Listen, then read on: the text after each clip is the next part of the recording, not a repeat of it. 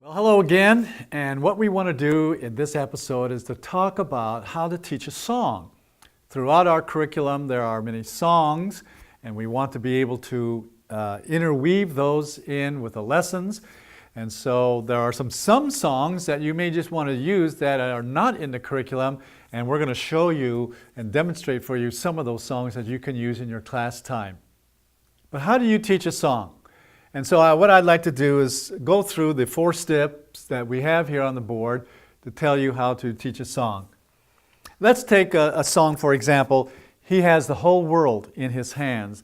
That's in Book 2, and so we want to talk about that, and we'll use that song as a sort of a demonstration. So the first thing you would do is you would use model and repeat and solo. Very important that you use that method in teaching the words. And so the first time you do it with your lower level students or even if you're intermediate students is that you would say the first line and make sure that your students know the meaning of the words. It makes no sense to teach a song if they don't know what it means. All right, so take for example, He has the whole world in His hands. So you would want to make sure that it's referring to God.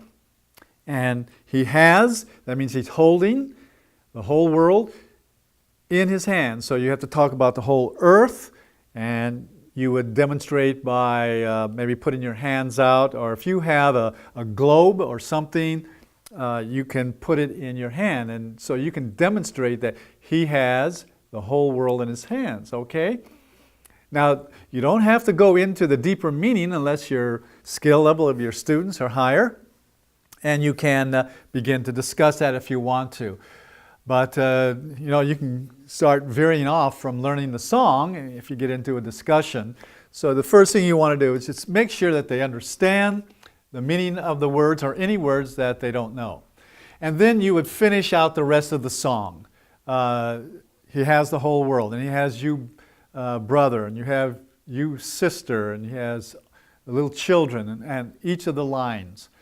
And so all you have to do is make sure that they understand each of the lines, and then you go on to the next step. Now, so you use model, repeat, solo. The students listen, and then you have them repeat the line, and then you have them solo. So make sure each one of them is able to say, He has the whole world in His hands. And then you're working with them with the rhythm and cadence of it. He has the whole world in His hands. And now you're going to be and if there's action in the word, for example, some of the songs have body motions, and if that's the case, then you can show the body motion as a way of reinforcing the words that they need to learn and as they sing the song. So that's what you do. Have them listen, they repeat, they solo, have them do any actions that come with that. Then the next thing would be that you would teach the rhythm and stress of the entire song. So now you're putting all the lines together, and you are having them, without singing the song, you're just speaking it. You're going to be speaking using the rhythm. So here's where clapping the stress is really important. So you'd say, He has the whole world in His hands. He has the whole world in His hands. And you go through the entire song, or at least one line of that particular song, because each verse is the same rhythm pattern. But you go through the whole 4 lines that's in the book. Okay? And if you have to tap or clap or something, you want to make sure that as they repeat and as they solo, they have that rhythm pattern. You have to teach the rhythm and stress, and that's why music is so important, because our language is musical. And we put stress on the words that we want to emphasize. So that's step 2. Go through the whole song. He has the whole world in His hands. And you use actions. Let them use the action words again to reinforce the rhythm pattern.